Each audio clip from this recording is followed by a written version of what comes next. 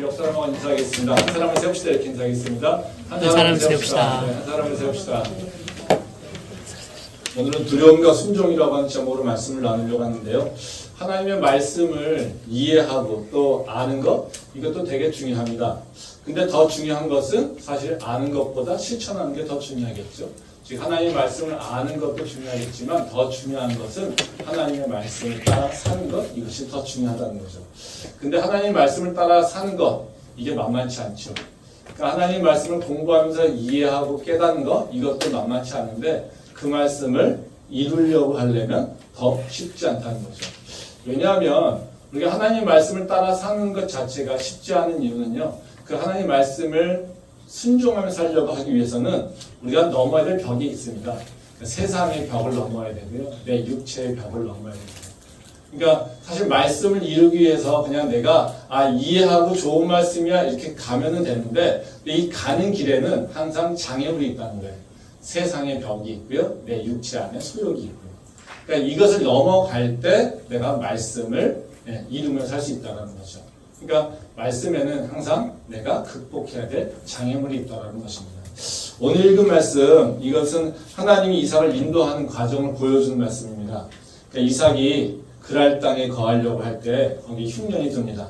그래서 이삭이 애굽으로 내려가려고 해요. 그런데 하나님께서 이삭아 애굽에 내려가지 말고 이 그랄 땅에 그대로 있어라 이렇게 명령하십니다. 근데 그래서 이제 이삭이 주저하지만 애굽으로 내려가지 않고 그랄 땅에 거합니다. 근데 이삭의 마음속에는 좀 걱정이 있었습니다. 왜냐하면요 자기 아내가 너무 아름다워요.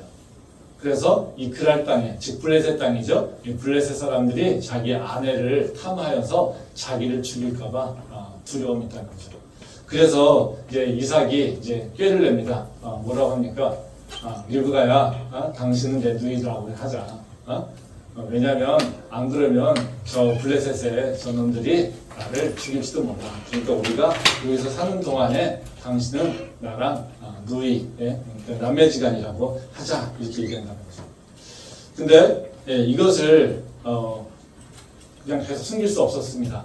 블레셋의 왕이 그것을 이삭의 리브가를 안는 것을 보고서 아니구나, 저놈들이 나한테 거짓말했구나 이렇게 하면서 오히려 블레셋 왕이 이삭을 데려다가 너 왜 거짓말했냐, 우리가 너 때문에 범죄할 뻔했다 이렇게 얘기하면서 이제 이삭을 자유롭게 하는 것을 보호합니다. 이 말씀에서 보면 우리가 이 사건이 되게 좀 독특한 사건이잖아요. 근데 성경에 보면 이 사건이 그냥 한 번으로 끝나지 않습니다. 이 사건이 세 번이나 이 사건과 같이 세 번이나 반복된다는 거죠. 왜냐하면 이삭의 아버지 아브라함은 이런 사건을 두 번이나 똑같이 행하게 한다는 겁니다. 말씀 한번 보겠습니다. 창세기 12장 12절부터 13절 말씀입니다. 애굽 사람이 그대를 볼 때에 이르기를 이는 그의 아내라 하여 나는 죽이고 그대를 살리리니 원하건대 그대는 나의 누이라 하라. 그러면 내가 그대로 말미암아 안전하고 내 목숨이 그대로 말미암아 보존되리라 하니라. 이 말씀은 이렇게 오늘 본문 말씀하고 너무 똑같죠. 우리 그냥 아무 생각 없이 읽으면 이게 지금 이삭 때 얘기하는 지금 26장인지 아니면 이게 창세기 12장 아브라함의 애굽에 내려가서 하는 얘기인지 전혀 구분이 안 가요. 그렇죠? 네. 이 아브라함이 즉 하나님께서 이제 하나님이 아브라함을 부르시죠. 네. 그리고 가나안 땅에 거하라고 합니다. 근데 그 땅에 흉년이 들어요. 그래서 곡식을 찾으려고 먹을 걸 찾으려고 내려간다는 거죠. 네. 애굽으로 내려갑니다. 근데 똑같이 아브라함도 이제 걱정이 있어요. 내 아내 사라가 예쁜데 저 애굽에서 사라를 탐하여서 자기를 죽이면 어떡할까 이 걱정이 있어요. 그래서 똑같이 당신은 내 누이다 이렇게 얘기하면서 간다는 것이죠.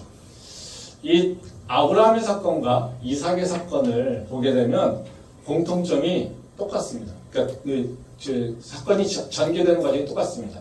그래서 그 공통점을 보게 되면요 세 가지 정도가 요약을 할 수가 있어요.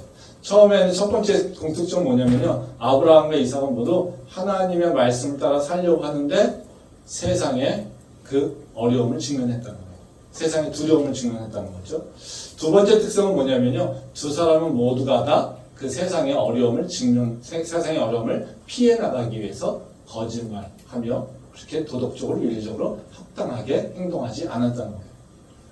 근데 세 번째 특성은 뭐냐면요. 그렇게 도덕적으로 윤리적으로 합당하지 않은 어찌 보면 패륜적인 행동이죠. 자기 아내를 누이라고 속이는 그것도 자기의 이익을 위해서 이런 행동을 하고 있는 아브라함과 이삭을 두고서 하나님께서는 그들을 혼내지 아니하시고 오히려 그들을 보호하신다라고 하는 것입니다.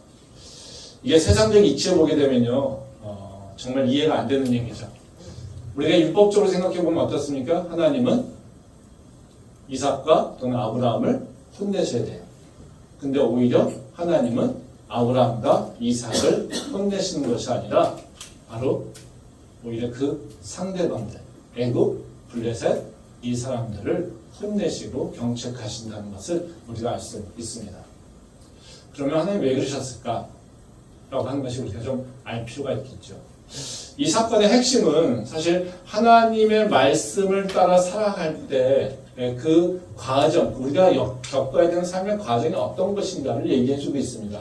그러니까 아브라함과 이삭은 모두가 자기의 인생을 살아가는 게 아니라요. 하나님의 말씀에 따라서 그 말씀을 순종해 가면서 살려고 하는 거라는 거죠. 그 과정 가운데 어려움을 경험하게 되고요. 또 난관도 경험하게 되고요.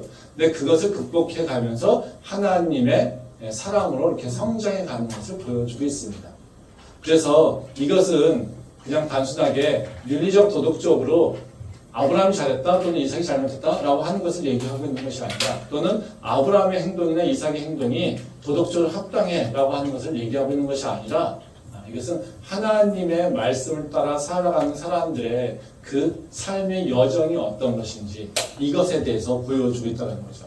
그래서 저는 오늘 이 말씀을 통해서 우리가 하나님의 말씀을 따라 살려고 할 때 우리가 직면하는 문제가 무엇인지 그리고 이 직면한 문제를 극복하기 위해서는 우리가 어떻게 해야 되는지 어떤 말씀을 기억해야 되는지 이 두 가지 이 문제를 같이 생각해 보려고 합니다. 첫 번째로요. 우리가 하나님의 말씀을 따라 살아가려고 할 때 우리가 직면한 문제가 있는데요. 그것은 다른 것이 아니라요. 하나님의 말씀을 순종하려고 할 때 우리는 세상에서 똑같은 어려움을 겪게 된다는 거죠. 그러면 이것을 어떤 의미냐면요.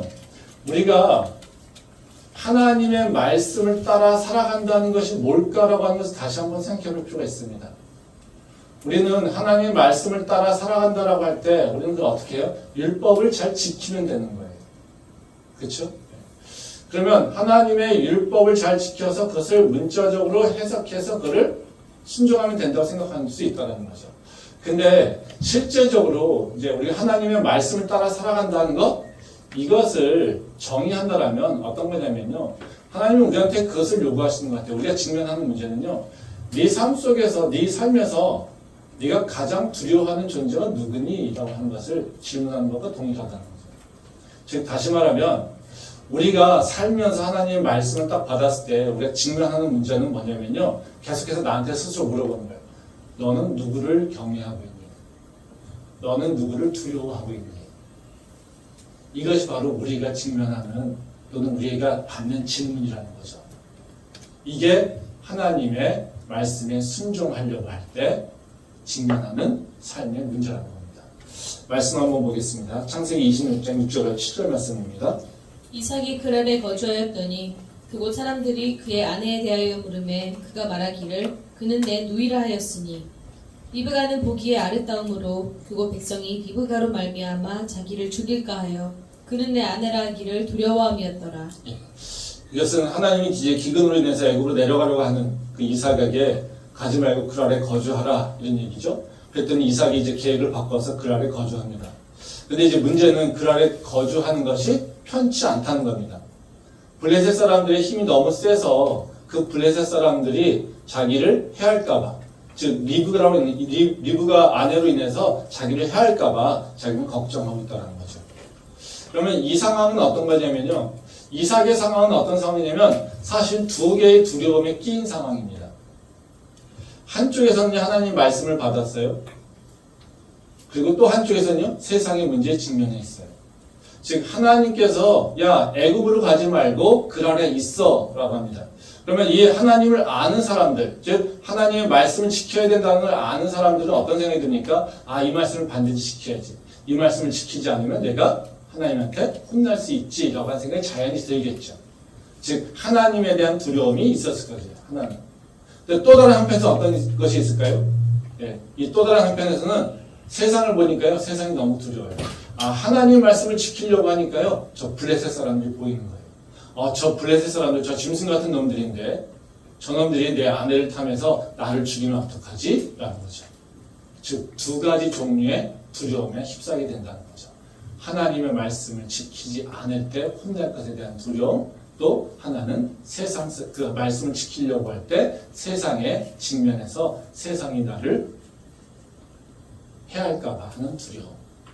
이 두려움에 우리는 직면하게 된다는 거죠. 이게 사실 이 믿는 자의 삶의 모습입니다. 이것은 이삭의 문제만은 아니죠. 그렇지 않습니까? 우리는 하나님의 말씀을 받고 순종하려고 할 때마다 항상 이런 문제를 직면하게 돼요. 저희 교회가 15년이 됐습니다. 근데 15년 전에 이 교회가 개척될 때 우리가 쉬웠느냐? 쉽지 않았다는 거죠. 뭐 학교에다가 교회를 세운다라고 하는 것 자체가 여러 가지 장애가 장벽에 그 직면을 했었습니다. 뭐 주변에서 찬성하는 사람도 믿는 자들도 있었지만 방해하는 사람도 있었다는 거죠. 특히 이제 학교 내에서 뭔가 새로운 일들이 일어난다라고 하면 학교의 행정당국은 되게 긴장하고 또 그것에 대해서 판단하겠죠. 그러니까 종교의 어떤 편향성이 일어날까봐 두려워하는 것이죠. 뭐 저희 앉아 계신 장로님은 저는 그때는 젊은 교수여서 그렇게 상관이 없었지만 장로님은 위에 불려가가지고 교회 하지 마라고 하는 얘기를 듣고 또 압박도 받은 걸 저는 알고 있습니다. 그럼에도 불구하고 그 모습이 어떻겠습니까? 한쪽에서는 학교에서는 하지 말라. 그리고 하나님께서는 교회를 세워야 된다라고 하는 이 캠퍼스에 교회를 세운다라고 하는 그 말씀을 하시는데 그 사이에서 어떤 모습이었겠습니까? 두려웠겠죠. 일로 가자니 하나님이 두렵고요. 절로 가자니 학교가 두렵고요. 이것이 인간적인 모습이라는 거죠. 그 두려움 가운데 하나님을 경외하는 것을 더 두려워하는 것, 이것이 오히려 말씀을 순종할 수 있게 되는 것이죠. 아, 교회 개척뿐만이 아니라 우리 그냥 쉽게 신앙생활하면 다 그렇습니다. 전도하려고 하면 어떻습니까? 노방전도한다. 저는 우리 교회 성도들한테 노방전도를 이렇게 아주 이렇게 강요하거나 하진 않습니다. 근데 우리 노방전도를 가끔 제가 이제 하려고 할 때가 있습니다. 그 순종 또는 하나님께 훈련받는 것에 의미에서 또 포스터 붙이고 이런 것들도 저는 우리 성도들에게 요구하는 경우가 있습니다. 그거는 다른 것이 아니고 훈련의 개념이죠. 근데 뭐 포스터를 붙인다라든가 노방전도 할 때 가면 어떻습니까? 우리 처음에 가면 어떻습니까? 이 전도지 나눠지는 게 정말 두렵죠. 뭐가 두렵습니까? 아, 하나님이 보시는 것 같아서 안 할 수도 없어요. 그렇죠? 근데 저게 내 친구가 나를 보면 어떨까? 내가 아는 사람이 길가에서 전도지 돌리는 거 보면 나를 어떻게 생각할까? 그런 걱정이 있죠. 그래서 노방전도 하면서 우리는 어떻게 합니까? 내가 아는 사람을 안 만나기를 바라는 마음으로 사실 노방전도 하는 경우가 꽤 있다는 거죠. 무슨 얘기예요? 하나님 말씀과 내 세상에서 나의 체면 사이이죠. 예배 드리는 거, 어쩌면 주일날 예배 드리는 거 너무나도 당연한 거 아닙니까? 근데 왜 주일날 예배를 못 드립니까? 이게 사실 두려움이죠. 물론 게을러서 나태해서 잠자느냐고 늦잠 자느냐고 예배 못 드리는 건 그거는 뭐 케이스가 아닙니다. 그거는 당연하게 두말할 필요 없이 그냥 나가서 예배 드려야 되는 거고요. 회개해야 되는 거고요. 근데 우리 예배 드릴 때 되게 세상에서 열심히 살려고 할 때 우리는 어때요? 세상에서 많은 짐을 가지고 있을 때 이 예배 시간이 너무 소중하죠. 예배 오면 시간을 3시간, 4시간 잡아먹어. 나 지금 바빠 죽겠는데. 내가 예배 드냐고 이것을 내가 해야 될 일 다 못하고 내가 공부를 다 못하고 내가 해야 될 그 일들을 실천하지 못하면 내가 밖에 나가서 사람들한테 비난받을 수 있을 텐데 내 상사가 아니면 내가 시험을 망칠 수도 있을 것 같은데 라고 하는 걱정이 있다는 것이죠. 그래서 공부 안 하다가도 항상 시험 때 되면요 항상 교회 안 나오는 이유가 분명해지잖아요. 그렇죠? 시험 공부해야 돼. 이런 거죠. 근데 또 한편은 어떻습니까? 하나님한테 예배하는 것은 당연한 일인데, 그래서 그쪽 세상에서 교회 안 나오고 세상에서 내 일을 할 때도 우리는 사실 마음이 편치가 않아요. 신앙이 있으면요. 믿음이 있으면. 우리의 삶은 사실 하나님의 말씀을 따라 산다라고 하는 것 자체는요, 쉬운 일이 아니라요, 사실 계속 샌드위치, 그것도 좋은 샌드위치가 아니라요, 두려움의 샌드위치에 살 수밖에 없어요. 하나님을 경외하는 것과 세상을 두려워하는 것, 이 사이에서 우리는 살 수밖에 없다는 거예요. 이 문제를 지혜롭게 해결하지 못할 때 우리는 계속해서 넘어질 수밖에 없다는 거예요. 그러면 우리가 이 문제를 극복하기 위해서 무엇을 해야 될까요? 오늘 말씀을 통해서 이제 두 가지 방법에 대해서만 좀 생각을 해보려고 합니다.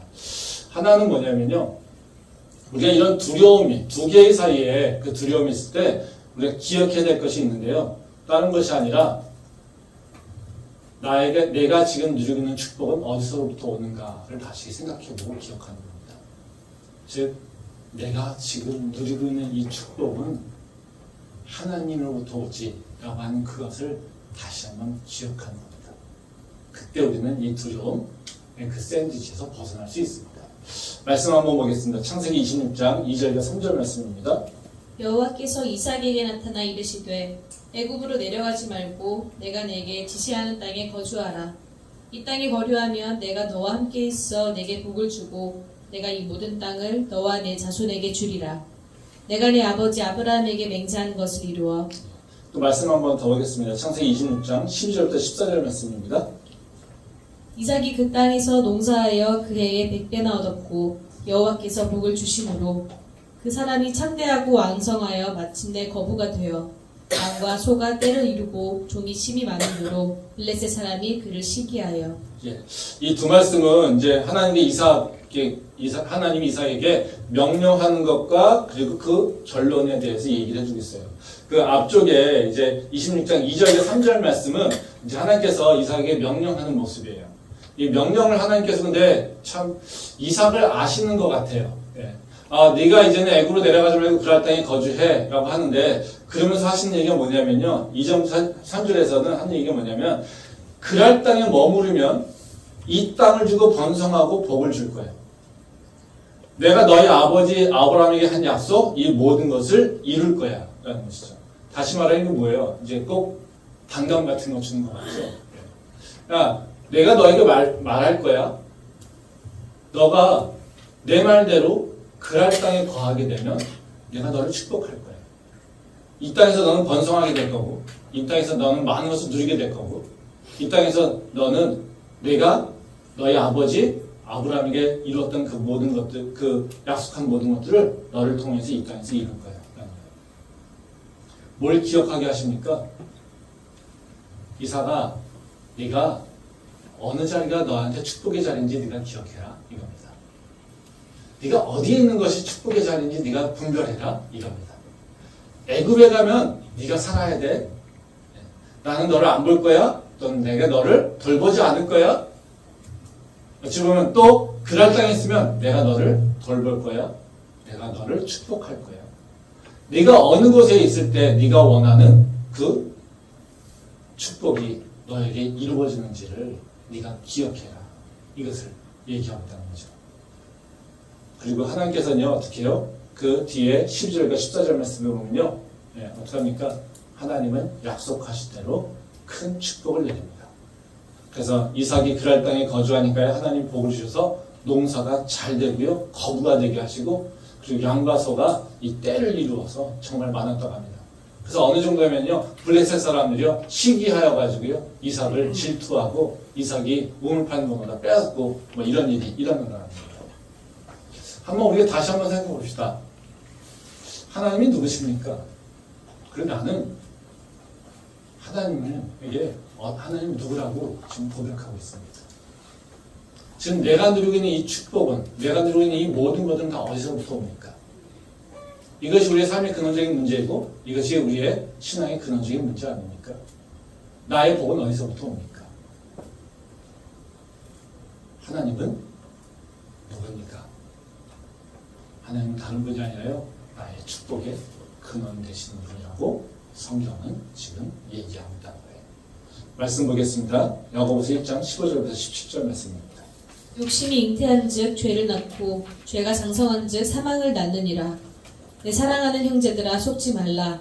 온갖 좋은 은사와 온전한 선물이 다 위로부터 빛들의 아버지께로부터 내려오나니 그는 변함도 없으시고 회전하는 그림자도 없으시니라. 이 말씀은 우리가 어떻게 복을 누리면 살 수 있는지를 알려주는 얘기죠. 그래서 욕심이 잉태한즉 죄를 낳고 죄가 장성한즉 사망을 낳느니라. 우리가 많은 복을 누리고 많은 좋은 것들을 가지려고 열심히 살아갑니다. 더 많은 것을 가지려고 열심히 살아갑니다. 근데 그 열심인 것이 어떻게 됩니까? 오히려 죄를 낳게 되고 오히려 나에게 사망을 낳게 되는 그런 결과가 있다는 겁니다. 근데 오히려 이 16절에 보면 뭐라고 얘기합니까? 내 사랑하는 형제들아 속지 말라. 세상이 얘기하는 것에 오히려 너가 기억해야 될 것은 온갖 좋은 은사와 온전한 선물이 다 위로부터 아버지께로부터 내려온다. 즉 너가 누리고 있는 좋은 것들, 너의 생명, 그리고 너가 누리고 있는 많은 축복들, 너가 지금 가지고 있는 많은 재물들, 너가 가지고 있는 많은 건강들, 좋은 건강들, 이 모든 것들이 다 어디서부터 오니? 하늘에 계신 하나님부터 온다는 것을 얘기하고 있다는 거죠. 우리가 지금 생명을 어떻게 누리고 있습니까? 우리가 열심히 해서 내가 율법을 잘 지켜서 내가 하나님 말씀 잘 지키니까 그래서 나는 지금 평안하게 살고 있습니까? 아니면 생명을 누리고 있습니까? 아니죠. 내가 열심히 선한 일을 해서 절대로 우리는 생명을, 축복을 누릴 수 없습니다. 하늘에 계셨던 예수님께서 우리에게 내려오셔서 우리를 위해서 십자가를 죽으시고 우리를 구원하시지 않았더라면, 우리의 죄값을 치르지 않았더라면 우리는 생명을 누릴 수 없고요, 빛 가운데 거할 수 없고요, 하나님의 평안을 누릴 수가 없습니다. 그 예수님은 어디서부터 내려오셨습니까? 아래에서 내가 만들어낸 것이 아니라 바로 하늘에서 나에게 내려오셨다는 거죠.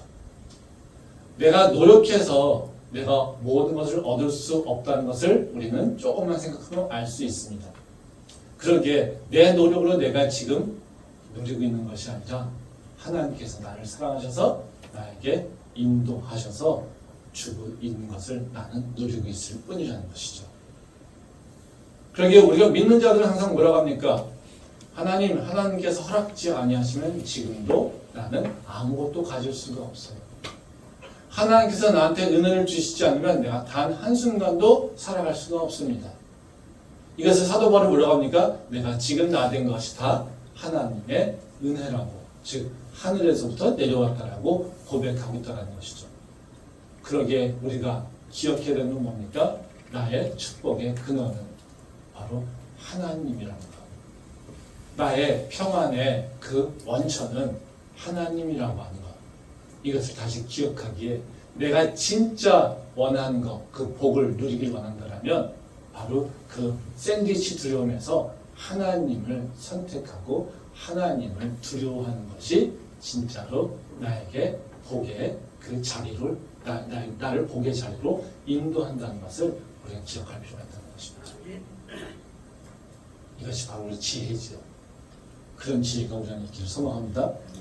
두 번째로요, 하나님 말씀에 순종하기 위해서는요, 기억해야 될 것이 뭐냐면요, 내가 두려워하고 있는 것, 그 세상의 것을 두려워하고 있을 때, 그 내가 두려워하는 그 세상의 것들도 누가 통치하고 주관하시냐면 하나님이 통치하시고 주관하신다는 것을 기억할 필요가 있습니다.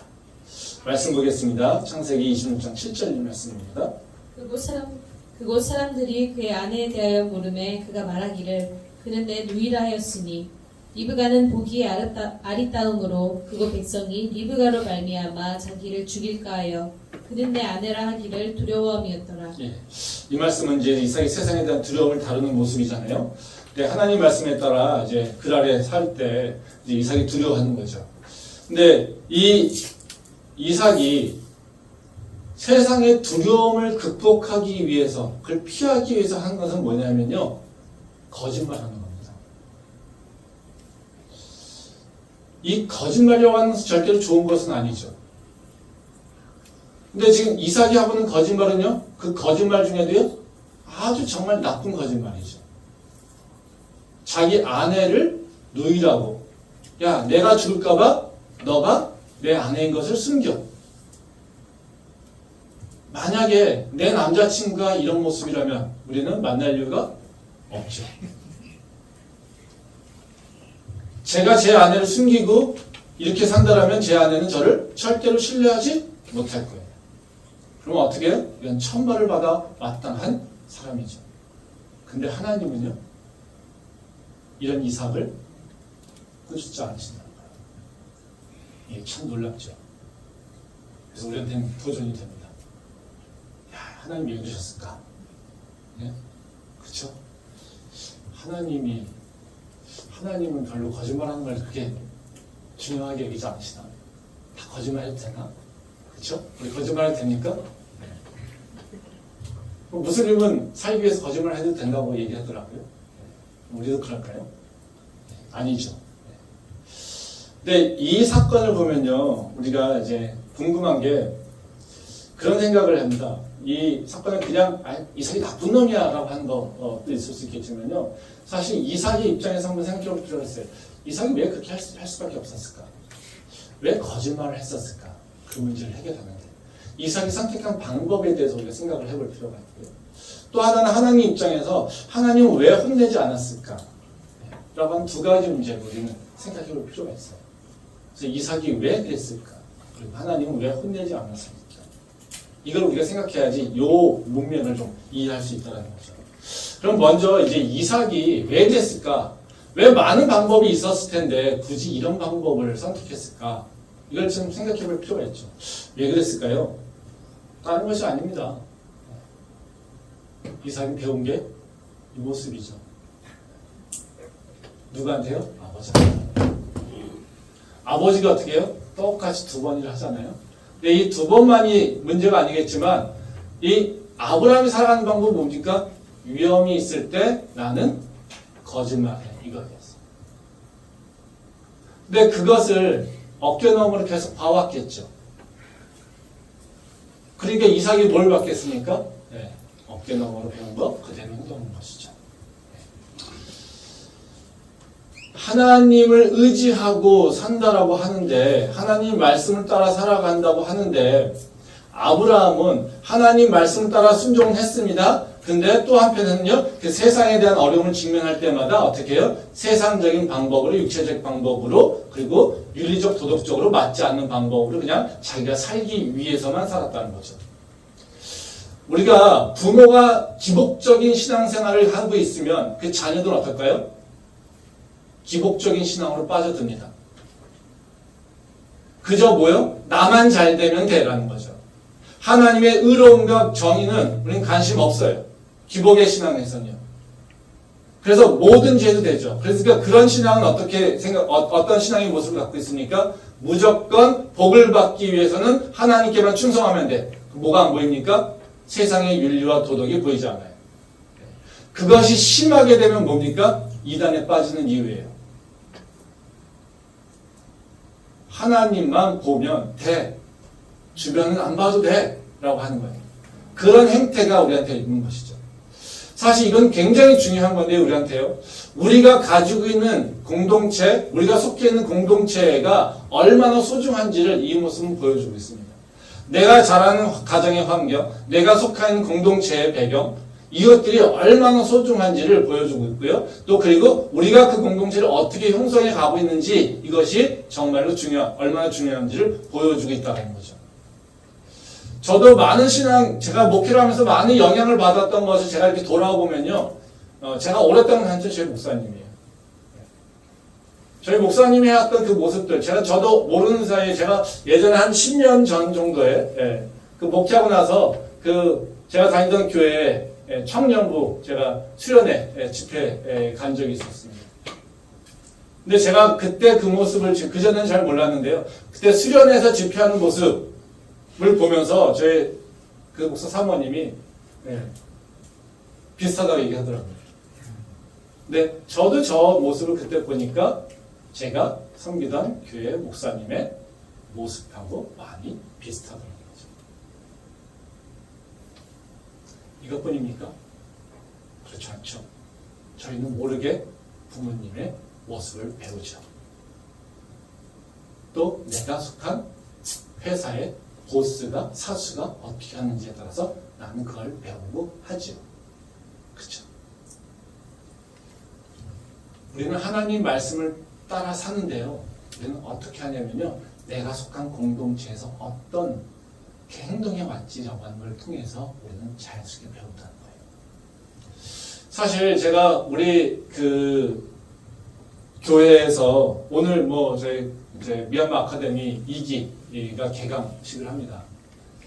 제가 미얀마 선교에 관심을 갖게 된 이유는 제 개인적 관심에서 시작되지는 않습니다. 미얀마에 관심을 갖게 된 것은 제가 시작은요. 내가 목회자인데 또 내가 하나님 목회자라고 하는 것을 저는 개인적으로 제 스스로 정의하는 것은 하나님 말씀에 따라 살려고 하는 사람이지라고 하는 겁니다. 근데 내가 그러면 목회자로서 다른 사람들에게 말씀을 가리키고 말씀에 따라 사는 것을 보여줘야 되는데 그 삶이 뭘까라고 하는 것이 저한테 목회 초기에 많이 가졌던 질문이에요. 지금도 마찬가지이긴 하지만요. 그때 제가 가졌던 건 뭐냐면요. 그러면 나도 제가 교수로서 그리고 목회자로서 어떤 삶을 살아야 될까? 라고 하는 것에 대해서 되게 고민을 많이 했어요. 그럼 말씀을 따라 사는 삶이 뭘까? 그리고 말씀을 지키면서 사는 사람이 뭘까? 그리고 말씀을 알고 있는 사람들이 살아가는 그 삶의 방향성이나 그 모습은 어떨까? 라고 하는 것에 대해서 사실 고민을 많이 했습니다. 물론 비족한 점이 너무 많지만요. 그래서 시작된 것이 뭐냐면요. 우리는 내 욕심, 내가 먹고 사는 거 내 욕심만 사는 것이 아니라 하나님 말씀을 전하고 내가 선포하고 있는 말씀대로 우리가 청년을 열방을 넘어서 청년에게 복음을 전하는 것이 우리가 해야 되는 일이에요. 예수님께서 우리에게 말씀한 것처럼 예루살렘과 사마리아와 땅 끝까지 가서 복음을 전하는 것이 우리가 해야 될 일이야 라고 하는 것을 매일같이 선포합니다. 그러면 그것을 하기 위해서 우리가 도전해야 되고 또 그 도전이 쉽지 않아도 그리고 그 도전의 환경이 열악하다 하더라도 그 말씀을 믿고 발을 띄는 것이 우리가 해야 될 일이라는 거죠. 저에게 미얀마에 있어서 미얀마라고 하는 것이 저에게 가지고 있는 의미는 사실 그 의미입니다.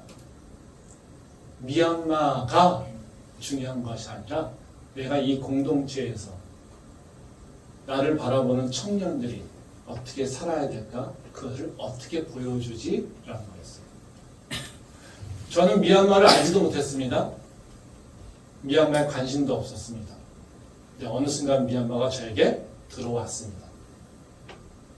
그리고 그 미얀마에 아무런 관계성도 없지만 그리고 제가 그거를 할 수 있는 네트워크나 이런 것도 없었지만 그저 말씀에 따라 도전해야 된다. 즉 하나님께서 나한테 미얀마라고 하는 것을 보내주셨는데 인식하게 하셨는데 내가 거기에 반응해야지. 그 반응을 어떻게 해야 될까? 근데 앞이 캄캄했습니다. 그래서 그래 앞이 캄캄해도 우리의 믿음은 발을 띄는 거지. 라고 시작해서 발을 띈 게 미얀마 사역이에요. 우리가 하고 있는 바로 이 일들이 공동체가 바로 어떻게 우리 삶을 살아갈까라고 하는 것을 서로 나누고 그걸 통해서 우리가 문제를 같이 해결하고 그 문제 해결을 통해서 우리가 하나님의 말씀에 순종하는 법을 배우고 살아가는 거예요. 우리가 세상이 그러니까 교회가 세상에 붙잡혀서는 안 될 이유가 다른 이유가 아닙니다. 우리는 세상이 교회를 보게 되면 타락했다 이런 얘기를 많이 하죠. 근데 왜 그게 문제겠습니까? 목회자가 배불러서요? 누군가가 배부르니까요? 그렇지 않습니다. 교회가 세상에 붙잡히는 건요. 하나님을 믿는다고 하지만 그 행태가 그 하고 있는 일들이 세상 사람들과 구별되지 않기 때문에 그런 교회에서는 하나님의 역사가 드러나지 못하기 때문에 그렇습니다. 지금 이 이삭은 하나님의 말씀을 따라 산다라고 합니다. 근데 어려움을 직면했어요. 근데 그 어려움을 직면한 어려움을 해결하려고 할 때 그 방법은요. 그냥 육체에서 배운 거, 자기가 속한 공동체 아버지에게 배운 거, 이것 따라 행동한 것 뿐이란 거예요. 그러니까 어찌 보면요, 이 이삭이 한 행동은요, 이삭이 뭘 알고 행동한 것보단 그냥 따라와서 이것이 죄인지도 모르고 한 상태의 그런 행동일 수 있다는 거죠. 그렇지만 우리는 분명하게 기억해야 되는 건 뭐냐면요, 이삭의 모습을 보면 내가 누구한테 무엇을 배우고 있는지, 나는 지금 누구한테 어떤 영향을 주고 있는지, 내가 속한 공동체가 갖고 있는 바로 그 우영의 물, 이것은 무엇인지, 이걸 우리가 다시 한번 생각해 볼 필요가 있다는 것입니다.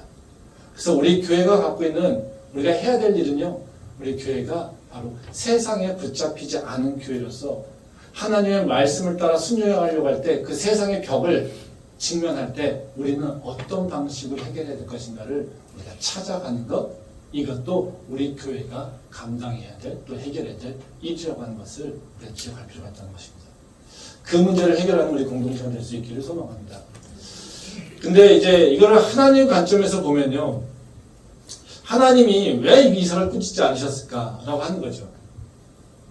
이게 참 그런 거죠. 그럼 하나님이 죄 짓는 걸 용납하시나?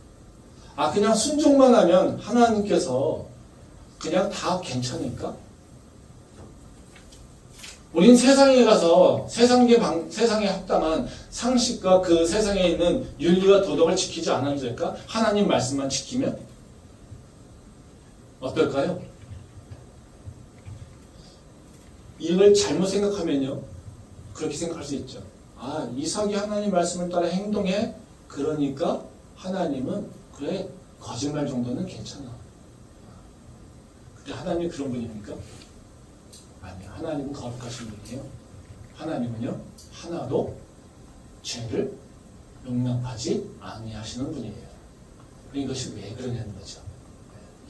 하나님은 거룩하시고 엄격하시지만 하나님은 어떤 분이냐면요, 우리의 연약함을 돌보시는 분이기 때문에 그렇다는 겁니다.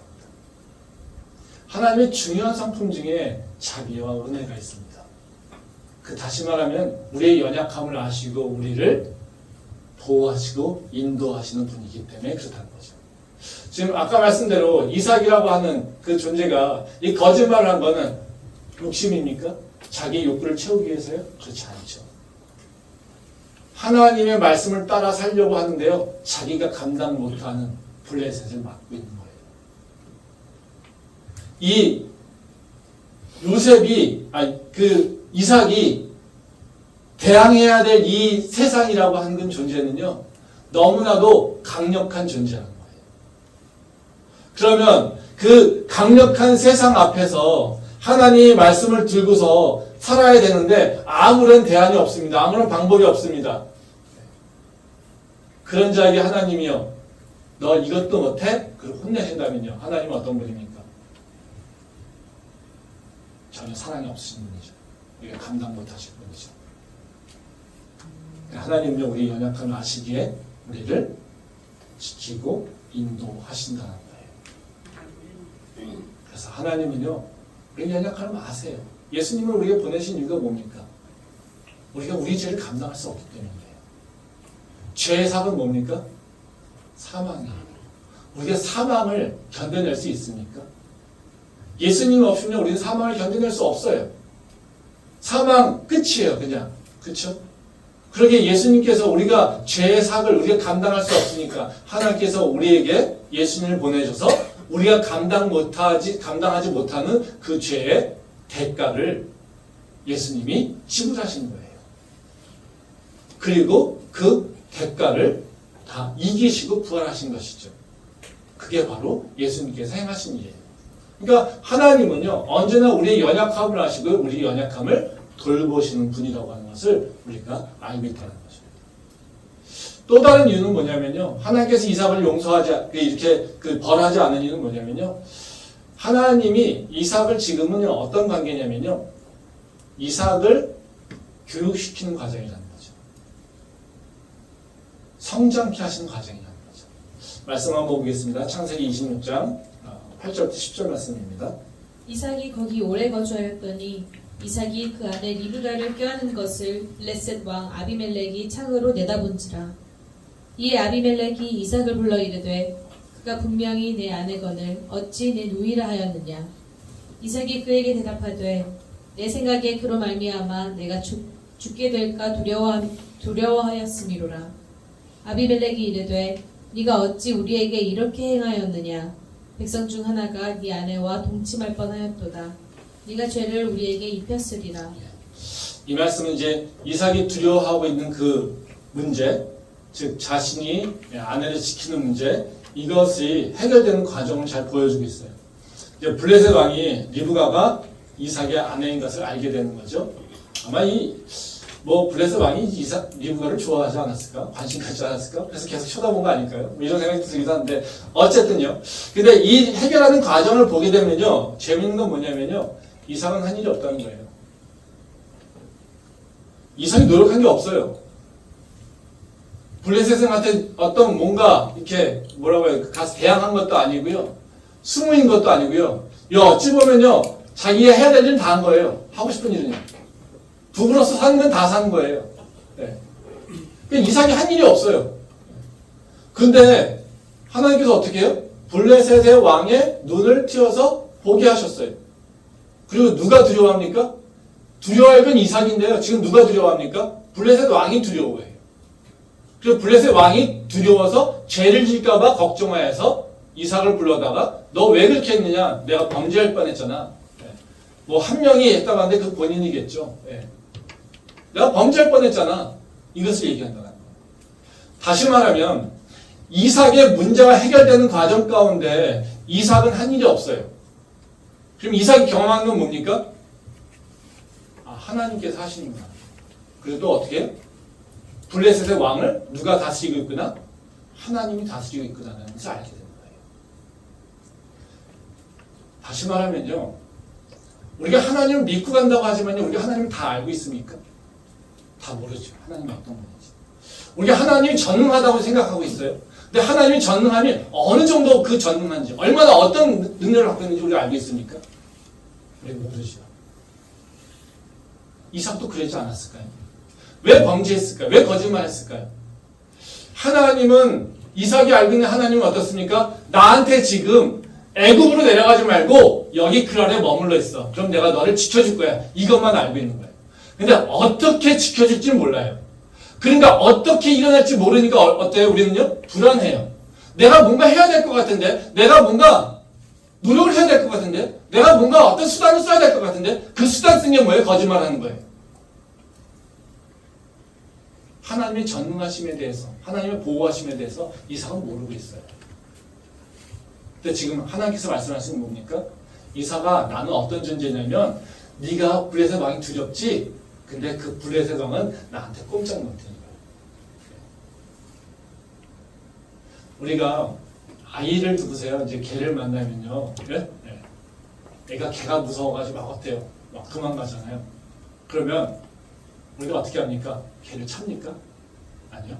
개를 안아서 아빠가 탁 통제를 합니다. 그래 애한테 뭐라 합니까? 야, 두려워하지 마. 이 개는 아무것도 아니야. 왜? 내가 통제할 수 있어. 이 개는 너가 두려워할 필요가 없어. 이거예요. 지금 이삭한테 뭐라고 합니까? 이삭이 두려워하고 있어요. 블레셋 왕을. 야, 이삭아, 두려워하지 마. 얘는 아무것도 아니야. 내 손에 있어. 이거예요. 우리가 그랬잖아요. 우리 인생이 양쪽에 샌드위치 사이에 껴있잖아요. 근데 우리는요, 하나님을 믿고 있지만요, 사실 살면서 뭐가 더 두렵습니까? 세상이 더 두려워요. 근데 이 세상이 두려운데 내가 이 세상을 잘 감당하지 못해서 때로는 실수도 하고요, 때로는요, 죄도 하고요, 죄도 짓고요, 내 욕심대로, 내 지혜대로, 내 잔머리를 부려서 뭘 하고 있어요.